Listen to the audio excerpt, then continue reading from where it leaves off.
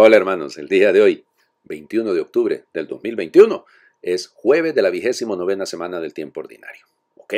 Todos los jueves debemos dedicar un momentito, un espacio a la adoración, a estar en la presencia del Señor, agradecer por este misterio de la Eucaristía que se nos ha confiado a través de las manos de los sacerdotes. Bueno, hoy es día de la primera santa nativa colombiana, porque ella nace en Jericó, en Antioquia, en Colombia, en 1874, el 26 de mayo de 1874. Fue bautizada como María Laura de Jesús Montoya Upegui.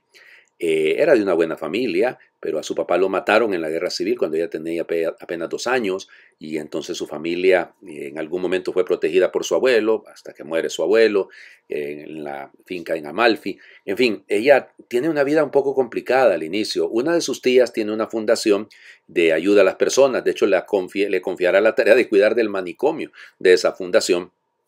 Y cuando ya les digo, cuando muere el abuelo y la situación de la familia pasa a ser muy, pero muy penosa, entonces ella estudia para ser profesora, para ser maestra, para poder ayudar a su familia. Y su trabajo docente como catequista, porque era una excelente catequeta, hay cualquier cantidad de libros de ella, ¿no? Porque también tiene carácter místico y entonces escribió más de no sé cuántos libros, pero son muchos los libros que ella escribió. Tienen que ser mucho más de 20, porque yo recuerdo haber visto una buena colección de esos libros.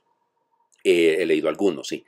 Pero resulta que ella es una mujer de fe interesantísima. Se va con 6 catequistas a la zona del Amazonas colombiano para evangelizar a los indígenas. Y ahí nació su vocación. Ahí está. Fíjense, ya era una persona, llamémosle, un poquito mayor, en el sentido de que ya tenía más de 30 años cuando esto se llega a dar. Y entonces ella decide, como les digo, irse hacia esta zona, a donde están los indios en Vera, y ahí entonces ella comienza esta misión preciosa. Miren, realmente lo que ella hace, perdón, óigame, no tenía más de 30, tenía 30 y casi 40 años cuando empezó esta misión en medio, porque su experiencia como docente duró mucho tiempo, y como catequeta. Y allá, pues como les digo, estando en medio de los indios en Vera, no en Vera, en Verá, entonces ahí nace esa vocación netamente misionera, fundará las Hermanas Misioneras de María Inmaculada y de Santa Catalina de Siena. Y a partir de esta congregación, entonces nacerá ese espíritu netamente misionero. Óigame, cuando ella muere, ella va a morir en 1949, solo que los últimos años de su vida estuvo prácticamente amarrada, diríamos, encadenada a una silla de ruedas con muchísimas dificultades, y va a morir un 21 de octubre de 1949. Yo recuerdo muy bien la canonización. La beatificación no me acuerdo cuándo fue, pero la canonización fue en el 2013. Y me acuerdo que haber presenciado, no estuve para esa canonización, pero no, sí estuve. Ya me acordé que sí estaba en Roma yo cuando esa canonización, porque llegaron las autoridades de Colombia y bueno, era una cantidad de colombianos en Roma que para qué. Y como eran de Antioquia eran paisas la mayoría, entonces era un ambiente muy, muy lindo, sin duda. Bueno, y ya les digo, entonces fue canonizada en el año 2013. Creo que fue en mayo del 2013 cuando fue ella canonizada. En fin, bueno, vamos a las lecturas del día de hoy, porque hoy, una vez más, seguimos, fíjense, continuamos lo que hemos iniciado ayer, que es la meditación del capítulo 6 de la carta a los Romanos, versículos, del 19 al 23. Hermanos, por la dificultad natural que tienen ustedes para entender estas cosas, voy a seguir utilizando una comparación de la vida ordinaria. Así como en otros tiempos pusieron sus miembros al servicio de la impureza y de la maldad, hasta llegar a la degradación, así ahora pónganlos al servicio del bien, a fin de que alcancen su santificación. Cuando ustedes eran esclavos del pecado, no estaban al servicio del bien. ¿Y qué frutos recogieron entonces de aquello que ahora los llena de vergüenza? Ninguno, pues son cosas que conducen a la muerte. Pero ahora, libres ya del pecado y entregados al servicio de Dios, dan frutos de santidad que conducen a la vida eterna. En una palabra, el pecado nos paga con la muerte. En cambio, Dios nos da gratuitamente la vida eterna, por medio de Cristo Jesús, Señor nuestro. Palabra de Dios. Te alabamos, Señor. Miren que Pablo es un excelente pedagogo, se da cuenta de que sus oyentes, porque recuérdense que esa palabra esos escritos eran para que fueran predicados a la gente, para que fueran dictados, si lo quieren, a la gente, sabe que hay una dificultad de que entendamos el misterio de Dios, ¿no? Y por eso Pablo sigue haciendo estas comparaciones, ¿no? Cuando nuestros miembros estaban al servicio del mal, de la impureza, y entonces, claro, eso no producía ningún fruto, y eso es cierto. Por sus frutos los conocerán, dice el Señor Jesús. Y muchas veces nuestros frutos no se dan porque efectivamente estamos alejados de la voluntad del Señor, porque no estamos dando frutos de santidad, porque nuestro cuerpo no está al servicio de Dios, nuestros miembros, dice Pablo. O sea, al hablar de esto es la totalidad de la persona, insisto en eso. En una palabra, dice Pablo, el pecado nos paga con la muerte, en cambio Dios nos da gratuitamente la vida eterna. Claro. O sea, por el pecado entró la muerte en el mundo, ¿no? Eso es precisamente lo que escuchamos en el capítulo 3 del libro del Génesis. Ha sido el pecado la causa de la entrada de la muerte. Bueno, ¿queremos vivir o queremos ser zombies? Queremos ser muertos vivientes. Vamos al Evangelio. Lucas, capítulo 12, versículos del 49 al 53. En aquel tiempo Jesús dijo a sus discípulos: he venido a traer fuego a la tierra, y cuánto desearía que ella estuviera ardiendo. Tengo que recibir un bautismo, y cómo me angustio mientras llega.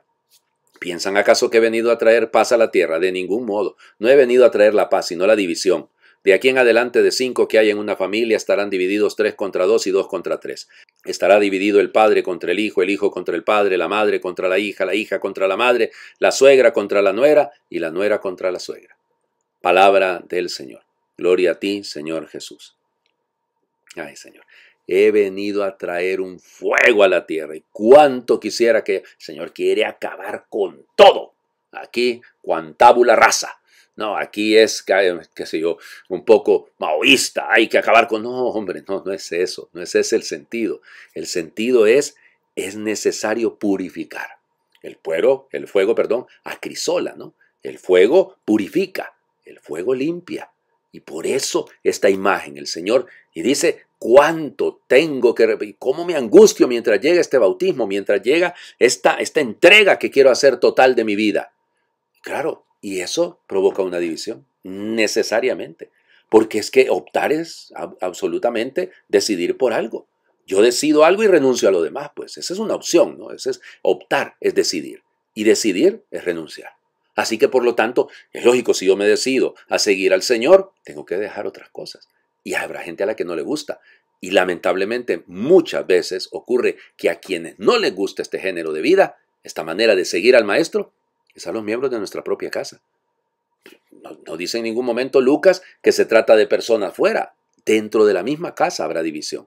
Cuidado, no es porque la provoca nuestro temperamento, nuestro mal carácter, como dice la gente, que es un error. Pero bueno, no es eso. Eso ya es otra cosa, es otro tipo de división. Pero si nosotros, por ser fieles al Señor, provocamos este tipo de división, porque estamos queriendo meterle fuego a nuestra vida, queremos que se purifique, pues no nos sintamos mal.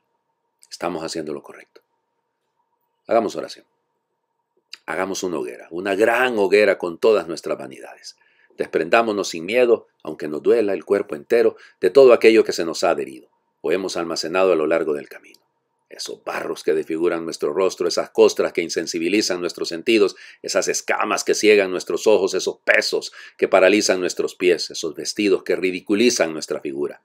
Abramos el baúl de nuestras vanidades y hagamos una gran hoguera con lo que crea arritmia nuestro corazón.